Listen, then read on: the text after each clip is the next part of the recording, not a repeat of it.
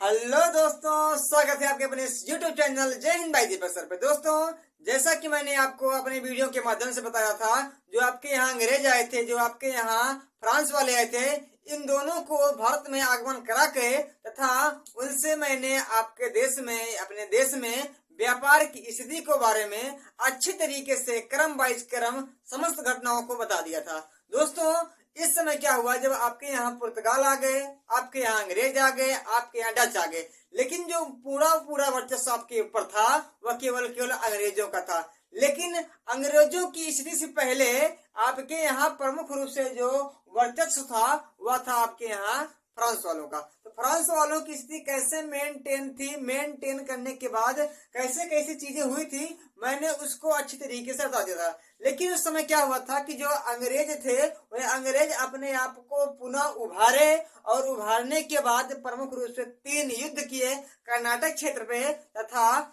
जो फ्रांस वाले थे उनको हटा दिए। हटाने के बाद कैसे कैसे वो यहाँ पे रहे और पूरी सत्ता को यहाँ पे बैठाए, इन सभी को आज मैं अपनी इस वीडियो में अच्छे तरीके से डिटेल बाय डिटेल एक एक टॉपिक को चर्चा करूंगा, जो कि अनेक एग्जामों में आ चुके हैं या आगे आएंगे। केवल केवल उन घटनाओं को पढ़ेंगे जो प्रमुख रूप से इम्पोर्टेंट होंगे, प्रमुख रूप से कहीं न कहीं आपसे मैच कर जाएंगे। केवल उन्हीं चीजों को मैं बताऊंगा और आपको उन्हीं चीजों को नोट करना है।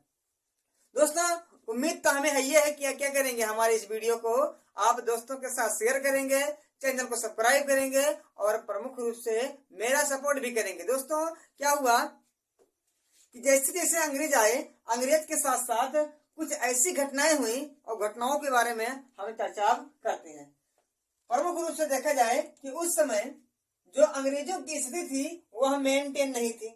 मेंटेन क्यों नहीं थी? क्योंकि देखो, अगर किसी चीज का आपको निर्माण करना है तो प्रमुख रूप से जो कोच होगा, या किसी चीज में आपको सफल होना है तो जो कोच होगा उस कोच को अच्छा खासा होना जरूरी है। बिना कोच के अच्छे खासे होने से किसी की स्थिति मेंटेन नहीं हो सकती है, चाहे वह कोई भी क्षेत्र हो। ठीक, तो क्या था कि उस समय लॉर्ड क्लाइव आ गया। जब लॉर्ड क्लाइव आया तभी फ्रांसो वालों का जो हुआ पर्दा फाश हुआ। लेकिन उससे पहले कर्नाटक में 3 युद्ध हुए। क्या हो? कर्नाटक में 3 युद्ध हुए। उस कर्नाटक के युद्धों के बारे में मैं आपसे चर्चा करूंगा। यानी कि कर्नाटक के 3 युद्ध बहुत फेमस हैं और बहुत फेमस होने के साथ साथ ये अनेक परीक्षाओं में इतनी बार पूछे गए, अगर उन प्रश्नों को उठा के देख लिया जाए तकरीबन 50 से 100 बार पूछे गए हैं। लेकिन आज क्या होंगे, आज के बाद ये अगर पूछे जाएंगे तो करता हो जाएंगे। ठीक, उस समय जो आपका कर्नाटक एरिया था, यह पूरा मालाबार तट के साइड था। ठीक, जो पूरा मालाबार तट के साइड जो पूरा एरिया है और पूरा एरिया क्या था, वह था कर्नाटक का। ठीक, यानी कि बात की जाए तो इधर था आपका मद्रास जो प्रमुख रूप से था, यह मद्रास था और मद्रास में थी ईस्ट इंडिया कंपनी, यानी कि अंग्रेजों का वर्चस्व था। जो यहाँ पर छोटा सा एरिया है वह था आपका पांडिचेरी। क्या है? पांडिचेरी। और पांडिचेरी पे जो पूरा वर्चस्व था वह था आपका फ्रेंच कंपनी। किसका? फ्रेंच कंपनी का। लेकिन देखा जाए कि उस समय यहाँ पे एक छोटा सा एक राज्य था, प्रांत था, उसका नाम है हैदराबाद। क्या नाम है? हैदराबाद। क्या नाम उसका? उसका नाम है हैदराबाद। यानी कि कर्नाटक में 3 युद्ध कैसे हुए, पहले उन सभी को पहले देखा जाए। पहले क्या था कि अगर एक देश कौन है, एक राज्य आपका था हैदराबाद। हैदराबाद की स्थापना बहुत ही बार परीक्षा में पूछा चुका है। हैदराबाद की स्थापना कौन किया था? तो हैदराबाद का जो स्थापना किया था वो किया था निजाम उल मुल्क आसफ जहां जो था वही हैदराबाद का स्थापना किया था। और हैदराबाद की स्थापना करेंगे और करने के बाद उसके ऊपर शासन भी करेंगे। शासन करने के दौरान इसे कहा जाता है कि यह एक अर्ध स्वतंत्र शासक था, यानी कि एक ऐसा शासक था जो प्रमुख रूप से वहां पे राज्य करने के लिए पूर्णतः स्वतंत्र नहीं था। तो कुछ स्थिति से मेंटेन होगी। देखा जाए तो इसी हैदराबाद का जो निजाम उल मुल्क आसफ जहां था आसफ जहां के अंडर में थोड़ा मोड़ा जो कर्नाटक का एरिया था वह भी आ जाता था। ठीक, जो कर्नाटक का एरिया था पूरा उस समय यह भी निजाम उल मुल्क के अंदर आ जाता था। लेकिन देखा जाए निजाम उल मुल्क उसके ऊपर शासन नहीं कर पा रहा है, तो कर्नाटक के ऊपर एक व्यक्ति आया। उस व्यक्ति का नाम है, अपने आप को यह सूबेदार घोषित किया था, उसका नाम है शहादत अल्लाह खां। क्या नाम है उसका? नाम है सआदत सआदत उल्लाह खां। ठीक, और जो सआदत उल्लाह खां है ये बहुत चालाक व्यक्ति था। यह अपने आप को नवाब घोषित नहीं किया। अगर नवाब घोषित कर लेता तो क्या होता, निजाम उल मुल्क आसफ जहां उसके ऊपर आक्रमण कर देते और आक्रमण करने के बाद इसको मार वार के पूरा कर्नाटक अपने राज्य में कर लेते। तो एक प्रकार से इसकी कुछ चालाकी थी और चालाकी के चलते ये अपने आप को वहां का केवल सूबेदार घोषित किया था, ना कि नवाब। अगर नवाब नहीं किया था, लेकिन धीरे धीरे वो पूरे कर्नाटक राज्य पे अपना उत्तराधिकार बना रहा है। धीरे धीरे क्या हुआ, किसी सआदत अल्लाह खां का एक भतीजा था, उस भतीजे का नाम है दोस्त अली। क्या नाम है? दोस्त अली। दोस्त अली को यह अपना उत्तराधिकारी नियुक्त कर दिया। क्या कर दिया? उत्तराधिकारी नियुक्त कर दिया। लेकिन देखा जाए कर्नाटक के एरिया पे तो उस समय जो मुगल थे, दक्कन मुगल था, दक्कन के मुगल पे कुछ जो मुगल शासक थे उनका अधिकार था। साथ साथ देखो हैदराबाद का निजाम उल मुल्क का भी कुछ न कुछ शासन है। और देखा जाए सआदत अल्लाह का, यानी कि कर्नाटक क्षेत्र पे 3 राजाओं का वर्चस्व है। यानी कि इनमें थोड़ा थोड़ी एक प्रकार से आनाकानी हो जाती थी। जब थोड़ी मोड़ी आनाकानी हो जाती थी तो इधर थोड़ा ऊपर स्थित जो महाराष्ट्र है वहां के मराठा, ये लोग हमेशा देखो, अगर किसी पड़ोसी में मारपीट होती है तो तीसरे पड़ोसी की सहायता मतलब उनसे रहा नहीं जाता है और वाक्य वह तड़तड़ा के को मारने लगते हैं। तो वैसे जो आपका जो यहाँ का क्या था, यहाँ का था मराठा इन लोगों की आनाकानी को बर्दाश्त नहीं कर पाया और नहीं कर पाने के कारण प्रमुख रूप से यह 1741 में आया और 41 में आके इस दोस्त अली को एकदम से मार डाला। क्या किया? मार डाला। और मार डालने के बाद इसका एक दामाद था जिसका नाम था चंदा साहब। क्या नाम था? चंदा साहब। चंदा साहब क्या किया? मराठों ने अपने अंदर ले लिया। ठीक, बात पूरी इसकी यह है कि कर्नाटक जो क्षेत्र था उस कर्नाटक क्षेत्र पे अपना वर्चस्व करने के लिए इधर निजाम उल मुल्क, इधर जो दोस्त अली था और इधर क्या हुआ मुगल के शासक और इधर क्या हुआ मराठा के शासक। इन चारों में कौन चाहता था कि हम आके कर्नाटक क्षेत्र अपना वर्चस्व से अधिकार कर ले, यानी कि नवाब बन जाए। लेकिन मराठा को रहा नहीं गया, ये आया और चंदा साहब को गिरफ्तार कर लिया। किसको मारने के बाद? इस दोस्त अली को मारने के बाद। यानी कि देखा जाए जो कर्नाटक का एरिया था तो गया पूरा खाली। जब पूरा हो गया खाली तो निजाम उल मुल्क अपना नहीं आया, ये अपना एक रिश्तेदार, अपना एक नातेदार, अपना एक सही संबंधी जिसका नाम था अनवरुद्दीन क्या किया? तुरंत उस समय क्या कर दिया? कर्नाटक का नवाब घोषित कर दिया। क्या कर दिया? कर्नाटक का नवाब घोषित कर दिया। यानी कि जैसे मराठे वाले आए और पूरा तहस नहस तबाही मचा के उनको लेके चले गए। किसको? चंदा साहब को पूरा हो गया मौका। किसको? आसफ जहां को और अपने एक सही संबंधी जिनका नाम है अनवरुद्दीन, उनको उठा के कर्नाटक का नवाब बना दिया।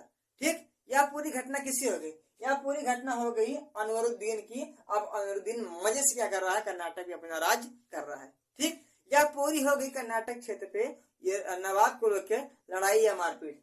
लेकिन धीरे धीरे मेन जो युद्ध हुआ था फ्रांस और अंग्रेजों के बीच, यानी फ्रेंच और अंग्रेजों के बीच, जो प्रमुख रूप से कर्नाटक के 3 उद्योग थे उन दोनों के बीच हुए थे। ठीक, लेकिन अगर भवन का निर्माण करना है तो नींव को जानना हमारे लिए जरूरी है। यानी कि यह पूरा मैटर क्या हो गया था? यह पूरा मैटर जो कर्नाटक क्षेत्र है उस पे करने का हो गया था नवाबगिरी का। ठीक, इतना हम मिटा दे रहे हैं। उसके बाद हम प्रथम कर्नाटक युद्ध के बारे में अच्छी तरीके से आपको बताएंगे। ठीक, यानी कि क्या हो गया था कि अगर इधर बात की जाए, इधर कर्नाटक जो पूरा एरिया है, कर्नाटक पे यहाँ बात करें मद्रास, अब मद्रास पे कौन सा है, ईस्ट इंडिया कंपनी। कौन है, ईस्ट इंडिया कंपनी है।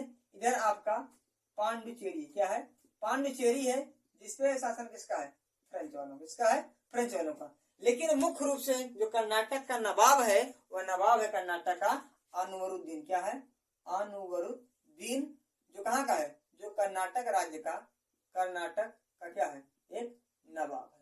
ठीक, लेकिन क्या हुआ, जो कर्नाटक का प्रथम युद्ध हुआ, जो कर्नाटक का प्रथम विश्व युद्ध हुआ, प्रथम विश्व नहीं, प्रथम युद्ध हुआ, यह हुआ था आपका 1746 से 1748 तक। क्या हुआ था, 1746 से 1748 तक क्या हुआ था, कर्नाटक का प्रथम युद्ध हुआ था। लेकिन कर्नाटक का जो प्रथम युद्ध था, यह भारतीय कारणों से, यानी कि भारतीय राज्य पे किसी जोर दबाव या किसी कंपनी के व्यापार के लिए या किसी जगह को कब्जे करने के लिए नहीं होता। यह प्रमुख रूप से जो आपका यूरोप है, क्या है, आपका यूरोप कंट्री है, यूरोप कंट्री नहीं, यूरोप महाद्वीप है, उस महाद्वीप पे एक है ऑस्ट्रिया। क्या है, ऑस्ट्रिया एक देश है। इस ऑस्ट्रिया पर उत्तराधिकार को लेके, यानी कि उत्तराधिकार को लेके हो गया था, किसके बीच, फ्रांस कह रहे हैं कि यहाँ के राजा हम बनेंगे और ब्रिटेन वाले कह रहे हैं यहाँ के राजा हम बनेंगे।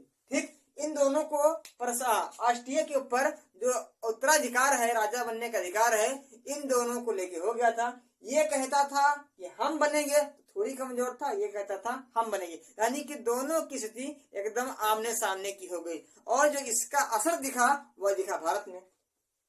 भारत में क्या हुआ, उस समय जो ईस्ट इंडिया कंपनी का एक सेनापति था, ईस्ट इंडिया कंपनी का एक सेनापति था, जिसका नाम था बर्नौड। क्या नाम था, बर्नौड नाम था। अंग्रेजी का सेना का एक सेनापति था जिसका नाम था बर्नौड।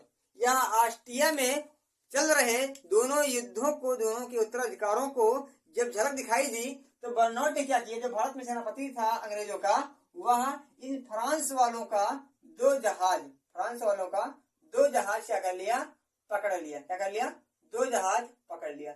जब दो जहाज किसका, फ्रांस वालों का, इस बर्नौड ने पकड़ लिया, तो अब फ्रांस वाले भैया क्या करेंगे, उस समय राजा को बताना जरूरी है। जैसे मान लीजिए कोई गांव है, उस दोनों गांव में दो व्यक्तियों से बीच लड़ाई हो गई है, तो मामला कहाँ जाएगा, मामला जाएगा उसके मुखिया के पास। उसी कंडीशन में ही, यानी कि मुखिया को बताना पहले जरूरी है, उसके बाद हम आपस में लड़ेंगे, उसके बाद क्या होगा देखा जाएगा। तो उस समय पूरा जो क्षेत्र है वो कर्नाटक का है। कर्नाटक के नवाब कौन सा है, वह अनुरुद्दीन है। जब बर्नौड ने क्या किया, इनके दो जहाज को पकड़ लिया, किसके, फ्रांस वालों को, तो इस समय जो फ्रांस का गवर्नर था, बहुत ही दमदार व्यक्ति था, जिसका नाम है डुप्ले। ठीक, डुप्ले बहुत ही एक तरह से खूंखार शेर मान लीजिए, यानी जंगल का शेर था, डुप्ले था। डुप्ले ने पहले सोचा कि पहले हम इसकी कहानी को नवाब को बताना जरूरी समझे, यानी कि कुल मिला के जो डुप्ले था वो अपने इस कंपनी, इस जहाजी बेड़े को जो फ्रांस अंग्रेजों ने पकड़ लिया था, उसको ले गए किसके पास, अनुरुद्दीन के पास। अनुरुद्दीन से कहा कि महाराज, जो मेरा जहाजी बेड़ा है वह अंग्रेजों ने जकड़ लिया है, अंग्रेजों ने जब्त कर लिया है, कृपया करें कि आप हमारे जहाजी बेड़ा को छुड़ाने में मदद करें। अगर हम दोनों आपस में मिल जाएंगे और मिलने के बाद हम अपनी जहाज को छुड़ा लेंगे और अंग्रेजों को आपको मार पीट के मद्रास के ऊपर अपना कब्जा कर लेना। यानी देखो दिमाग कैसे लगा रहा, दिमाग क्या लगा रहा डुप्ले। डुप्ले कहा कि महाराज आप हमारे साथ हो जाइए और हमारे साथ होके आप अंग्रेज के ऊपर, यानी कि मद्रास के ऊपर क्या करिए, कब्जा कर लीजिए, और कब्जा करने के बाद हम दो जहाज ले लेंगे और आप अपना कब्जे करके पूरी सत्ता को जमाना। लेकिन देखा जाए कि उस समय जो अंग्रेज आए थे वो बहुत दिन तक आए, मतलब बहुत समय पहले आ चुके थे, और अनुरुद्दीन से उसका कुछ तालमेल ज्यादा बैठ गया था। इसलिए अनुरुद्दीन ने कहा कि हम ऐसा काम नहीं करेंगे। जब ऐसा काम नहीं करेंगे तो इसके पास सेना कम थी, तो उस समय देखा जाए, उस समय एक और कंपनी आई थी जो कि प्रमुख रूप से कहा थी मॉरिशस में थी। फ्रांस की एक कंपनी और आई थी जो कि मॉरिशस में थी, और मॉरिशस में एक गवर्नर था, उस गवर्नर का नाम है बूडाने। क्या नाम है, बूडाने। क्या नाम है उसका, नाम है बूडाने। मॉरिशस में एक फ्रेंच कंपनी आई थी और उस फ्रेंच कंपनी में जो प्रमुख रूप से गवर्नर था उसका नाम था बुडाने। और डुप्ले ने क्या किया, डुप्ले ने अब बुडाने से अपनी मदद मांगने के लिए वहां पे गए और बुडाने के पास लगभग 3000 सेना, कितनी 3000 सेना के साथ वह बुडाने डुप्ले की सहायता करने के लिए आ गए और पूरे मद्रास को चारों तरफ से, चाहे स्थल हो चाहे जल हो, इन पूरे तरीके से इनको घेर लिया।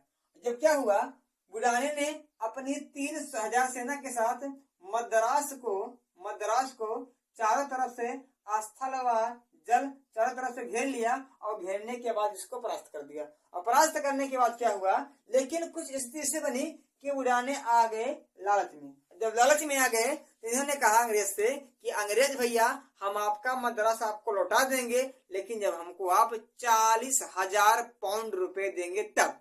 ठीक, तो अंग्रेज के पास पैसा भाई ढेर था। जब पैसा ढेर था तो बुडाने को इन्होंने 40,000 पाउंड क्या कर दिया, इनको 40,000 पाउंड दे दिया और दे देने के बाद मद्रास को बुडाने फिर से छोड़ के चला गया। यानी कि स्थिति ऐसे बनी कि धोखाधड़ी हो गया। लेकिन डुप्ले चालाक तो था, शेर था भाई, इसको रहा नहीं गया। जैसे ही 40,000 पाउंड में यह लिए, तुरंत अपने सेना को मजबूत किया और पुनः इसके ऊपर कर दिया आक्रमण। और आक्रमण करने के बाद डुप्ले अब इस बार स्वयं इसको चारों तरीके से क्या हुआ, घेर के पूरे मद्रास को ले लिया। ये पूरे मद्रास को ले लिया तो इस समय जो यहाँ के ये ईस्ट इंडिया कंपनी वाले थे, जो अंग्रेज थे, वे अंग्रेज फिर भागे। और भागे कहाँ, फिर कहाँ जाएंगे, फिर जाएंगे अनवरुद्दीन के पास। अंग्रेज गए अब किसके पास, अनवरुद्दीन के पास। क्या गए, अनवरुद्दीन के पास गए और कहे महाराज हमारा जहाजी बेटा क्या हुआ है, ये ले लिए हैं, ले लेने के बाद हमको पूरा तरीके से घेर लिए हैं, अब क्या करिए, हमारी रक्षा करिए, अन्यथा हम अपने कंपनी को यहाँ चला नहीं पाएंगे। तो अनवरुद्दीन के मन में कुछ आया और उन्होंने सोचा कि अंग्रेजों की सहायता हमें करनी चाहिए। जब अंग्रेजों की सहायता करनी चाहिए तो प्रमुख रूप से जब अंग्रेज और अनवरुद्दीन दोनों एक हो गए और बेचारा डुप्ले हो गया एक। लेकिन क्या हुआ कि कमजोर नहीं था, अनवरुद्दीन की सेना के सामने साहस करने की इसके पास क्षमता तो थी। क्या हुआ, एक युद्ध हुआ जिसका नाम है शॉन थॉमे का। क्या नाम है, शॉन थॉमे का युद्ध। शॉन थॉमे का युद्ध जो 1746 में हुआ था। 1746 में हुआ था। क्या हुआ था, 1746 में था शॉन थॉमे का युद्ध। इसमें क्या था, इसमें था अनवरुद्दीन की सेना के साथ साथ जो आपके थे डुप्ले थे। क्या थे, डुप्ले थे। इन दोनों की सेना जो प्रमुख रूप से आमने सामने हुई उसे कहा गया सैन टोमे का युद्ध। ठीक, अनवरुद्दीन का जो सेनापति था उस समय, उसका नाम था महफूज खां। क्या नाम था, महफूज खां। ये कौन था, यह था प्रमुख रूप से अनवरुद्दीन का सेनापति। तकरीबन उस समय इसके पास जो सेना थी वह थी 10,000 सेना। कितनी थी, 10,000 जो सेना थी वह महफूज खां ने लेकर सैन टोमे के युद्ध में प्रस्तुत हुआ। लेकिन डुप्ले भाई कमजोर था, इसके पास 230 स्वयं के शासक थे, यानी कि फ्रांस सेना थी। कितनी, 230 और 700 व्यक्तियों को जो भारतीय थे, भारतीय व्यक्तियों को यह प्रमुख रूप से अपने सेना में शामिल किया था। अब देखा जाए इनके पास जो टोटल व्यक्ति हैं, टोटल सैनिक हैं, वे हैं 930। अब इनके पास 10, दोनों का युद्ध हुआ और वास्तव में इतना बेहतरीन युद्ध हुआ कि जो महफूज का है, उस महफूज का जो सेना है, इस फ्रांस वालों ने क्या कर दिया, एकदम से ताश नश कर दिया। और जो डुप्ले का सेनापति था उसका नाम था पैराडाइड। क्या नाम था, पैराडाइड। यानी कि इधर पैराडाइड, इधर महफूज खान, इधर अनवरुद्दीन, इधर डुप्ले, यानी कि ये सब एक बार, ये सब एक बारी। और इनकी सेना को इतनी बुरे तरीके से परास्त कर दिया कि प्रमुख रूप से ये मुंह दिखाने के काबिल ही ना बचे। 930 सेना, यानी कि मान लीजिए 1,000 सेना 10,000 सेना को परास्त कर रहा है, तो इसका मतलब तो कुछ न कुछ इसके अंदर शक्ति, कुछ न इसके अंदर पावर तो है ही। लेकिन क्या हुआ, उसी समय 1948 में और 1748 में जो यहाँ पे उत्तराधिकार का मामला था वह हो गया शांत। जब मामला हो गया शांत तो एक युद्ध, एक क्या हुआ, एक संधि हुई, एक समझौता हुआ जिसका नाम है एक्स ला शापिल। क्या नाम है? एक्स ला शापिल। एक संधि हुई जिसका नाम है ए ला शापिल, ए ला शापिल की संधि। ए ला शापिल की संधि हुई और संधि के दौरान फ्रांस किसके बीच हुई? फ्रांस और इंग्लैंड के बीच। किसके बीच हुई? फ्रांस और इंग्लैंड के बीच हुई। फ्रांस वालों ने क्या कहा? फ्रांस वालों ने कहा हम आपको मद्रास दे देंगे, लेकिन जब बदले में हमारा जो अमेरिका में लुई वर्ग, उस समय अमेरिका का लुई वर्ग एक स्थान फ्रांसों का था, उसको कब्जा कर लेते इंग्लैंड वाले। कहा कि अगर आप हमारा अमेरिका का लुई वर्ग देंगे तो हम आपके मद्रास को दे देंगे। और संधि हुई। इस संधि में क्या हुआ कि फ्रांस वालों का लुई वर्ग मिल गया और इंग्लैंड वालों का मद्रास दे दिया, और इसी के साथ जो प्रथम कर्नाटक युद्ध हुआ वो पूर्णतः समाप्त हो गया। लेकिन देखा जाए कि इस समय जो फ्रांस वाले थे, फ्रांस वालों को ऐसा मान लिया जाता है कि पूरी शक्ति या भारत देश में इनकी स्थापना हो गई है। अंग्रेज को चारी तरफ से थूथू होने लगा है, अंग्रेज की स्थिति कुछ ऐसी मेंटेन नहीं रह गई है, जिससे क्या हो रहा है कि फ्रांस का बोलबाला इसमें चलेगा। ठीक इसी तरीके से क्या हुआ, प्रथम कर्नाटक युद्ध समाप्त हुआ। अब हम मिलते हैं दूसरे वीडियो में, किसको लेकर? दूसरे युद्ध और तीसरे युद्ध के लिए। आज के लिए बस इतना। जय हिंद, जय भारत।